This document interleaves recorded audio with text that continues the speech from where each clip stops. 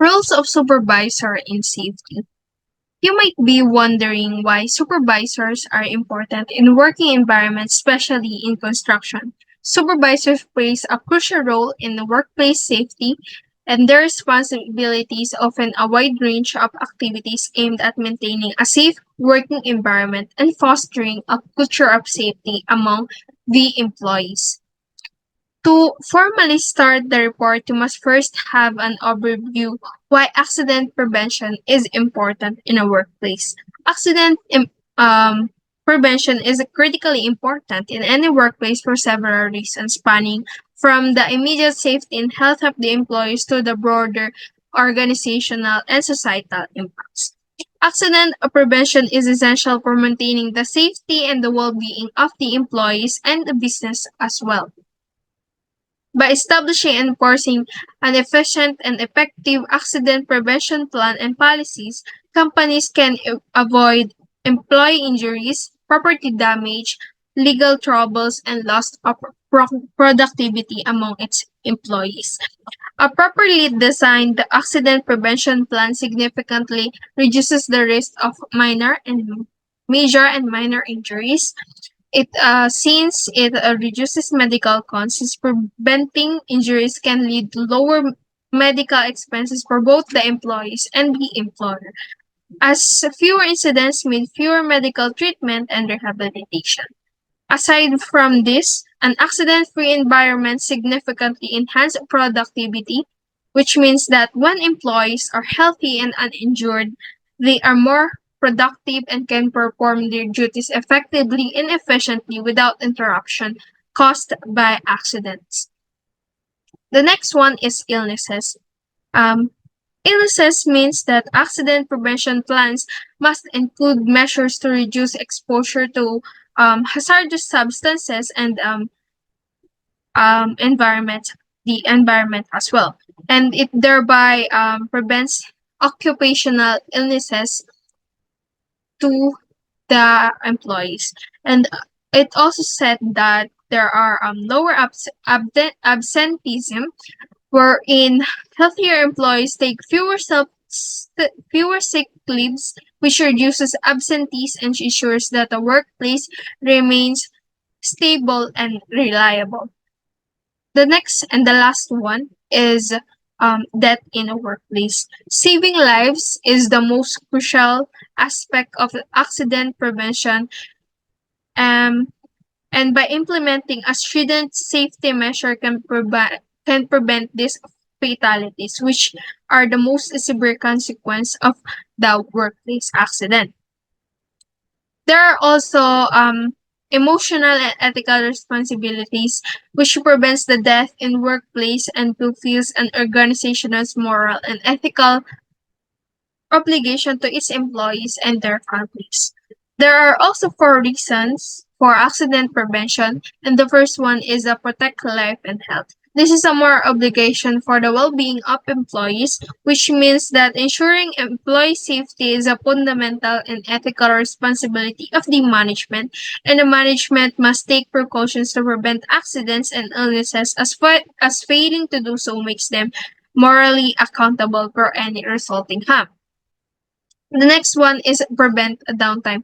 It's crucial to reduce efficiency and productivity due to downtime, and this downtime represents an indirect but significant cost.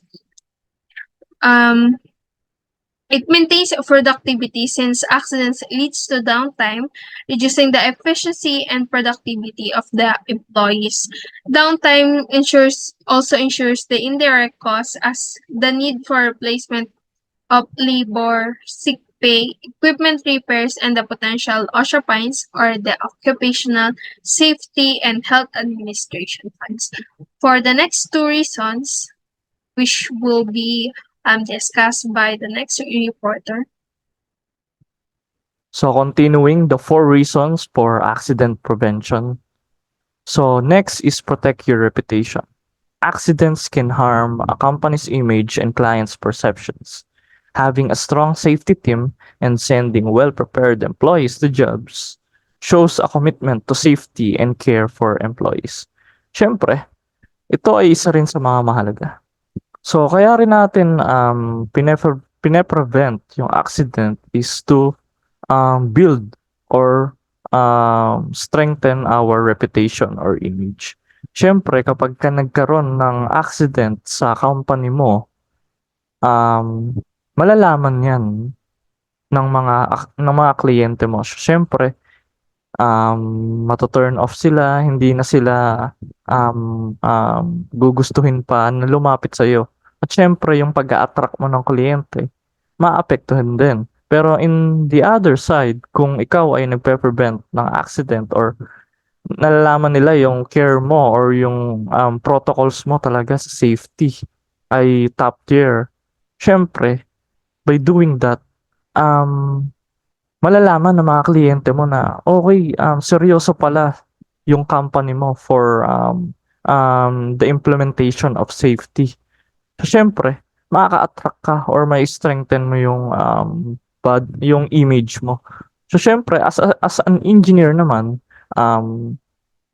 kailangan rin yung reputation kasi kapag ka nagkaroon ka ng aksidente na hindi mo na nabantayan na maigi or hindi mo na prevent, siyempre makakaapekto yan sa image mo bilang engineer or officer, safety officer. Siyempre, isa sa mga responsibility mo yan. Pero, nangyari yung worst case scenario. So, siyempre, mawawala yung respeto ng laborers mo sa'yo. At the same time, yung image mo magde-degrade sa kanila. So, kaya natin mahalaga yung pagpa-prevent ng accident. So, next is prevent OSHA violations. So, this is legislation mandates management responsibility to provide a safe workplace. So, this is a legal requirement. So, OSHA violations could cost you thousands of dollars a day. So, syempre, kaya rin natin pine-prevent ang isang accident kasi worst case scenario, baka magkaroon pa tayo ng OSHA violations. So, baka matimbrehan pa ng agency ng OSHA. So, masakit sa bulsa yon sa company. Baka mawalan pa tayo ng revenue. So, syempre, as much as possible, iniiwasan natin yung accident. Kasi minsan hindi lang basta warning ang first offense. It could be a monetary fine. Siyempre, nandyan yung first offense, pwedeng 5K or bigger than that. Siyempre, naka-base din yun sa kung gaano kalala yung violation mo. At yung pinaka mahirap pa is yung magkaroon ka ng violation record sa agency ng OSHA. So, syempre, iniiwasan natin yun, yung magkaroon tayo ng record. It could, babalik tayo dun sa reputation. It could harm and degrade our company's reputation. So next is all about supervisor, considered as frontline management and directly impacts the quality of output. They play a crucial role in promoting a culture of health and safety in the workplace.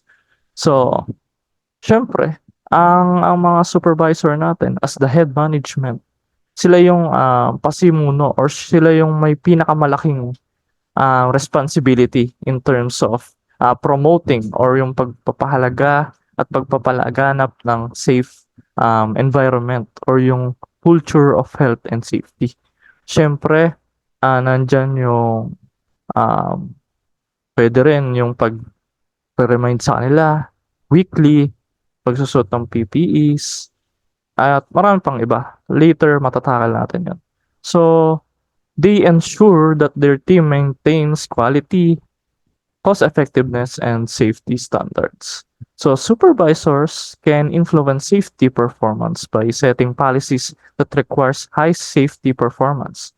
So, isa rin sa mga ginagawa ng supervisor is to pagtatakda ng mga safety policies or protocols. So, syempre, sila yung nakakaalam at sila yung bilang nakakataas, sila yung nagre-require. Sila yung nagpapasa ng mga policies na kailangan natin sa site. So, providing resources, handouts, and materials to achieve those policies. So, resources, nandyan yung mga safety hat natin, safety boots, safety, meron tayong gloves. So, sa materials or handouts naman is meron tayong diyang mga pwedeng manual in terms of the using an equipment. So, meron, yun, yung mga ganun, mga handout materials like manuals. So, demonstrating the commitment to safety by personal involvement. Syempre, yung pagpapakita na bilang tayo as a officer or as a supervisor, tayo mismo, susunod tayo kung ano man yung meron tayong batas or ini-implement na safety protocol.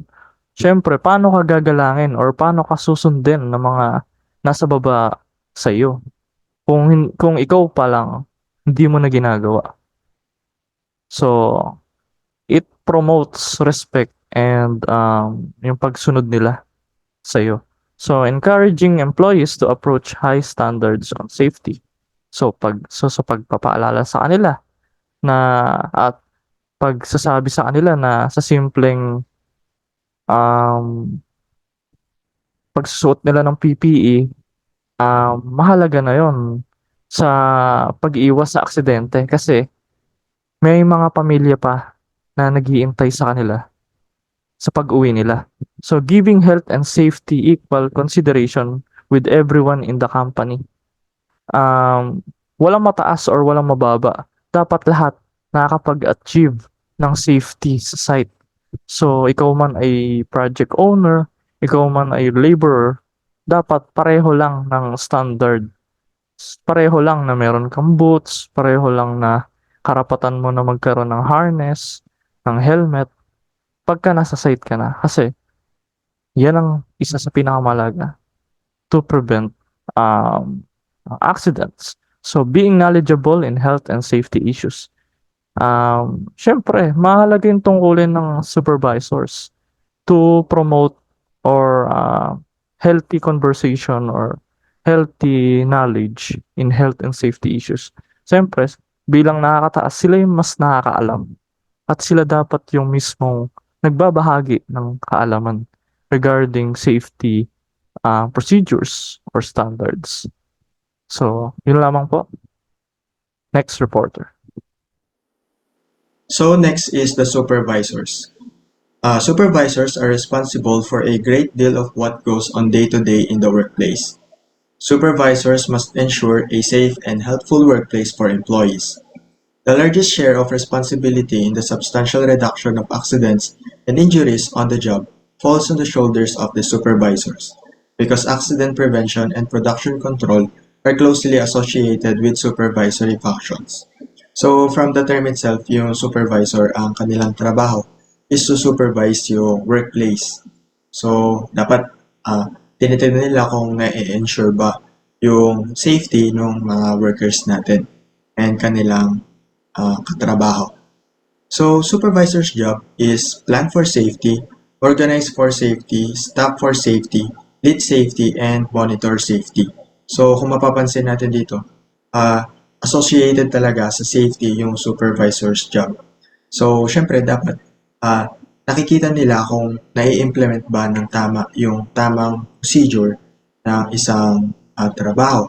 So syempre dapat para ma-ensure nila na safe yung mga workers natin, dapat alam nila kung ano ba yung tamang work o flow of work, 'di ba? Dapat alam nila kung paano ginagawa ng tama yung isang trabaho para kapag may nakita sila na possible pagsimulan ng isang aksidente, mapipigilan o masasabihan na agad nila. So, organize for safety. So, syempre dapat, ayun na, na-organize nila yung kaligtasan ng mga workers natin. Lead and monitor. So, ayun, parang sa example ko, dapat sila yung unang nakakakita ng mga possible pagmulan ng isang aksidente para hindi na mag-lead sa isang accident. So next is the 5 essential role and responsibilities of safety supervisors. First is provide safety education and training. The number one reason employees fail to follow rules is that they don't know why it matters. When employees understand the consequences of behaviors, they are more likely to follow the rules. So, simple lang naman siya intindihin. Kung alam mo kung ano yung pwede mangyari sa'yo, hindi mo na siya gagawin, di ba? Kung alam mo na pwede kang maaksidente, gagawin mo na ng tama yung proper procedure na isang trabaho para hindi ka na mag-lead sa ganun. Kasi syempre, alam mo na yung possible na mangyari sa'yo, meron ka ng takot. So, iiwasan mo na mangyari sa'yo. So, meron tayo dito some techniques. First is the introduction. Tell the learners what the training will cover and explain why it is important. So, more on explanation. Dapat ipaliwanag natin sa mga workers natin kung ano ba yung mga general requirements or general rules and regulations para sa mga trabaho na gagawin nila.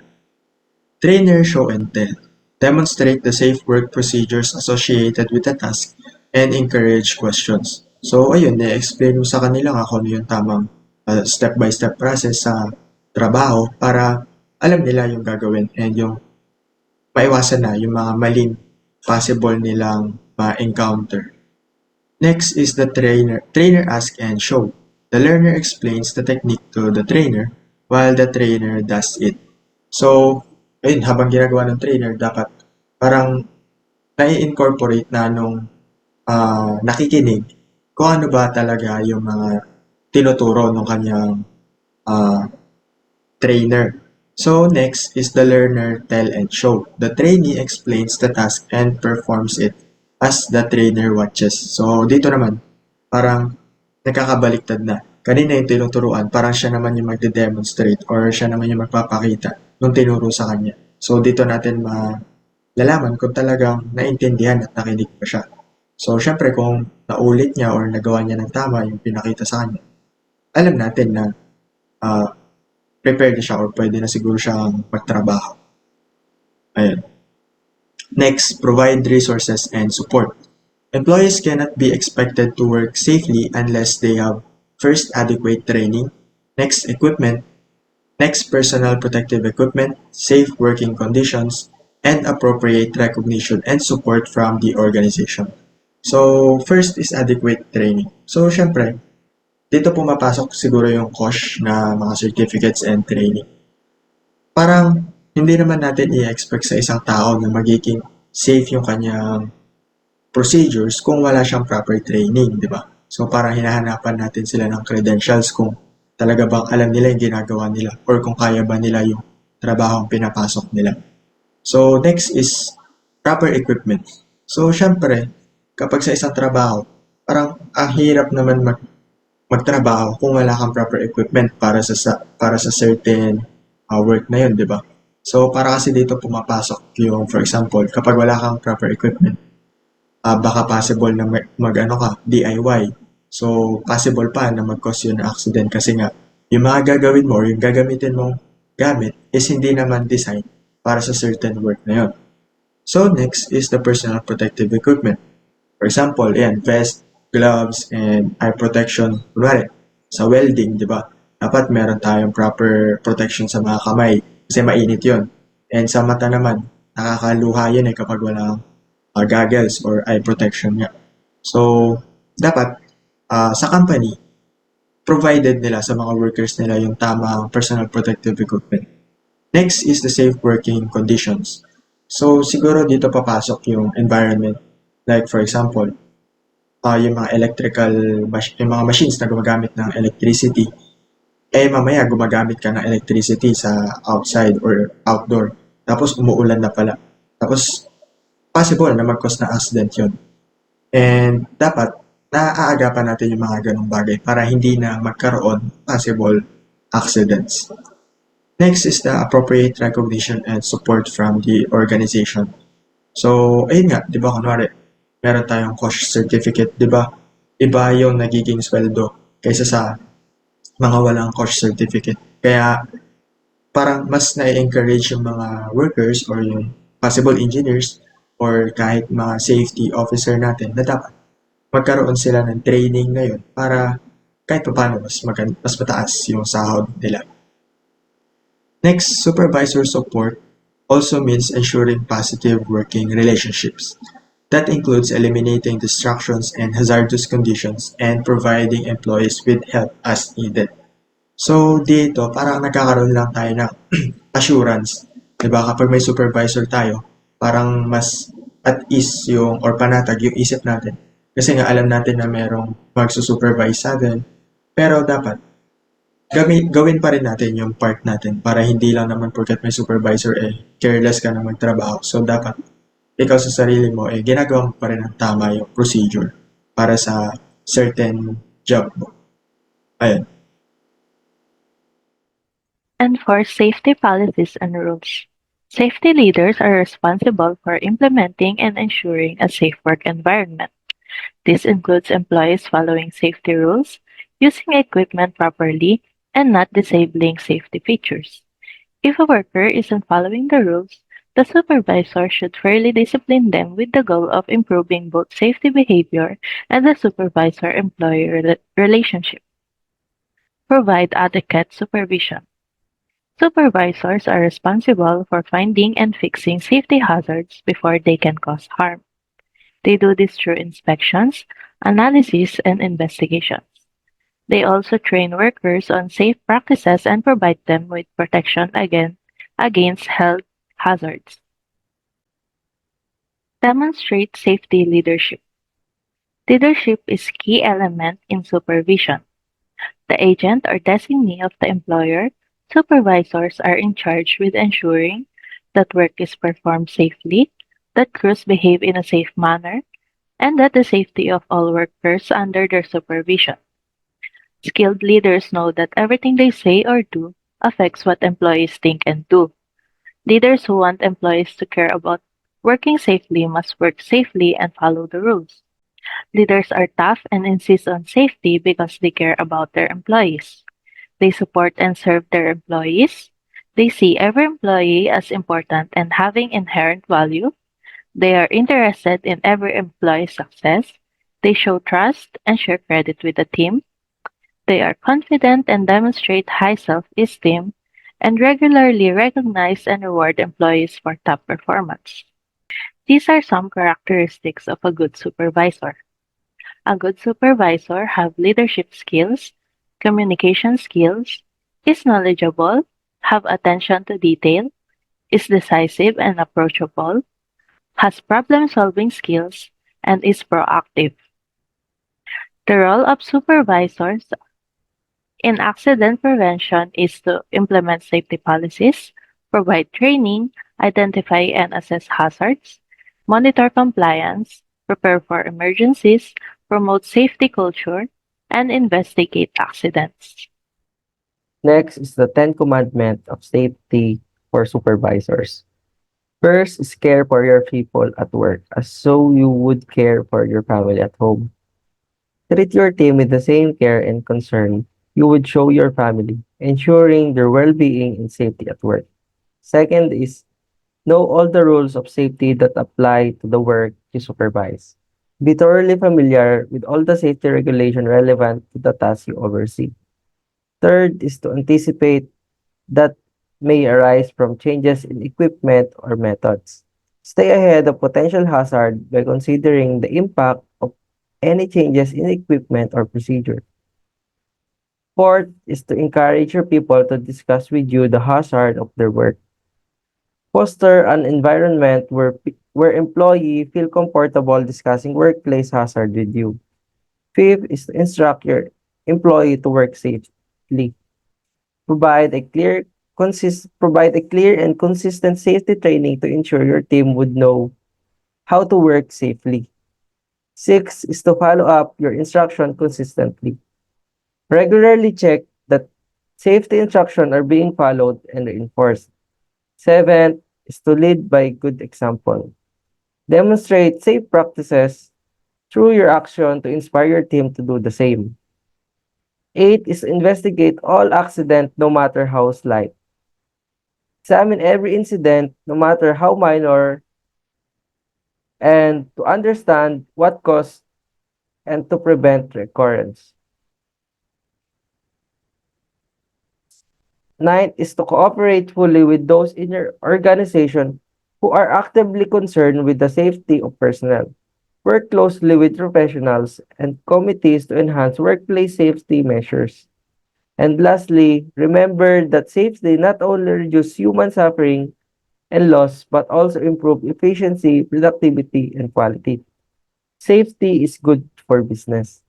Understand that prioritizing safety not only reduces harm, but also boosts efficiency, productivity, and overall business success.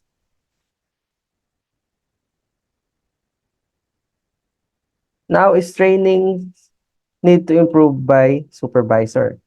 For new employee, orientation, general and specific safety rules to be followed. Introduce a general and specific safety guidelines to be followed. Work area hazard that may exist. Inform about potential hazard in the area. Third is supervisor safety expectation. Explain the supervisor safety standard and expectation. Next is accident or unsafe condition reporting procedures. Teach how to report accident and unsafe condition. And lastly, job-specific training. Provide a detailed training for the specific task the employee will perform. Next is continuous training. First is safety briefing. Conduct a short daily meeting to discuss immediately safety concerns. Weekly or monthly safety meeting. Hold a regular meeting to review safety practices and updates. Third is pre-task training. Provide training before new or complex tasks. And on-the-job safety training. Offer hands-on safety training during regular work activities. And machinery lockout or target safely. Train on the procedures to safely lock out and tag out machinery.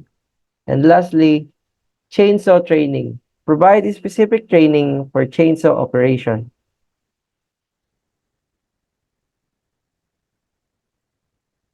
Trainings need to provide by a supervisor.